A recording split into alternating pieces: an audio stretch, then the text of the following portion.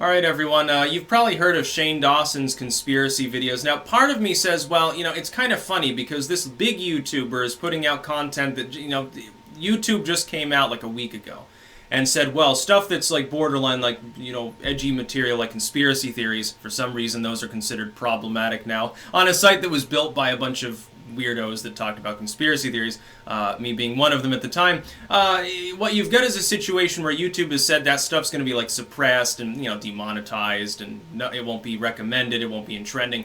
Shane Dawson, though, he's got a huge audience, so when he makes stuff on the same subjects, all of a sudden it's okay. And it's sort of like the centralization of YouTube, and I don't feel well about that. I don't have a problem with Shane Dawson himself.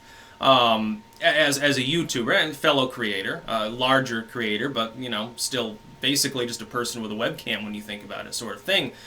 Shane Dawson makes the content, and it's like allowable. It's considered fine. Some smaller user does, and all of a sudden they get fucked backwards. And I think that this double standard is crazy. This is the extension of that same double standard beyond like the priority creators thing that's already in place. It's already the case that Jimmy Kimmel or CNN or whatever aren't going to get in trouble. Unless you file a literal letter off through a lawyer to YouTube, you're never going to get a response if you have objections about some of that content. It can't be flagged. It will always have ads, even if the material discusses those same edgy topics that would get your video demonetized. And I have a problem with the fact that the priority system exists, but this appears to be an extension of that basic premise to independent users who have simply got large audiences. Now, saying this as someone who has a fairly large audience, I'm a YouTube partner, I'm verified, I've got the little button and all of that stuff. I don't want any extra protection. The only extra protection that I think should be offered to larger or partnered channels is flagging protection, and it seems that that's not universally the case. You always have like these false strikes. It's happened to me twice in a year. I've had accident, the YouTube algorithm marks one of my videos, takes it down. I have to tweet at Team YouTube and get it restored. It takes several days. But the problem is the algorithm acts so fast that video loses 90% of the views that it ever would have gotten. And so it's kind of pointless. It's like that system needs to be a lot quicker, number one, which I'm not holding out hope for. And number two should be more evenly applied. You should probably pull back on the flagging and shit. But then, Shane Dawson on Twitter responded to Paul Joseph Watson and was like, oh yeah, I like your material, in the context of watching stuff that's sort of dark or more conspiratorial, because I don't call him a conspiracy theorist, most people would. I think Paul Joseph Watson, he's just willing to cover things from an alt-media perspective. That doesn't mean I agree with him on everything, on every summation that he makes. Like, he's more black-pilled at this point and thinks, like, basically society is falling apart. I don't see it as quite that bad.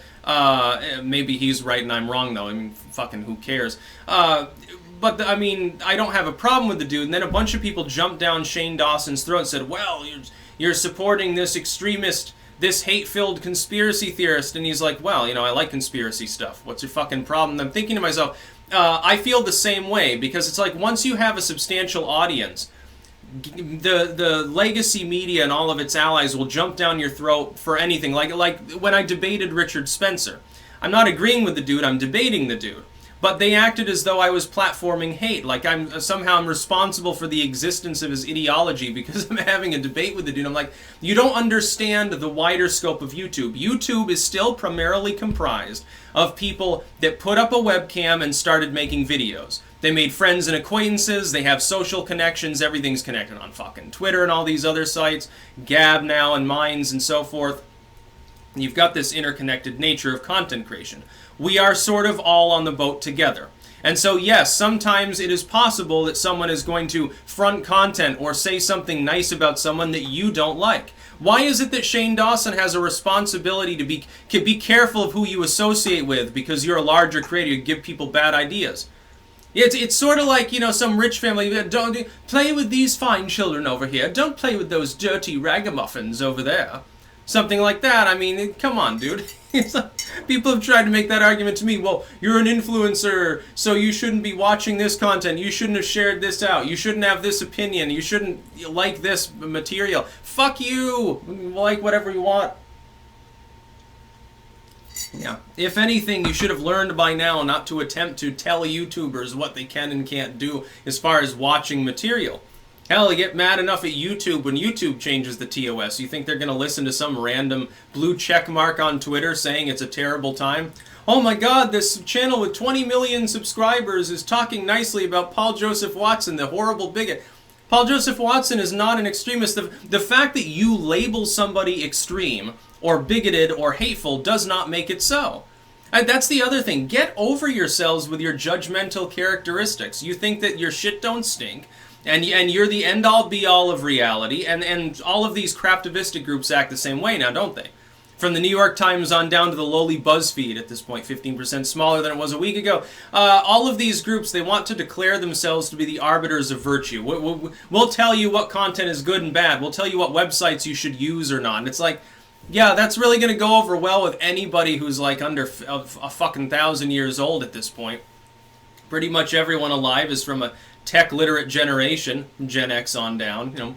Some of the boomers can use a computer. I'm just joking. I realize most people at this point are able to send an email. And if you're watching this, you're watching it on the internet, so congratulations. You can turn the computer on, certainly.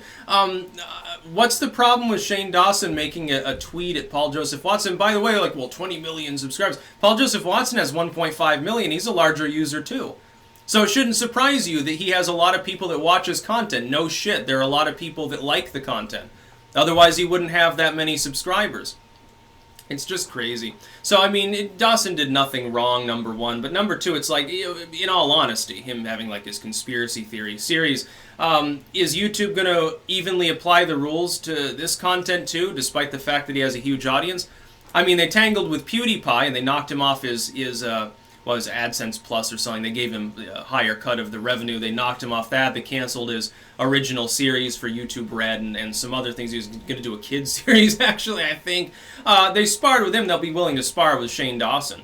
You know, he's only got 20 million subscribers, so, you know, small time compared to PewDiePie. It's really rather funny. That's about all. Peace out.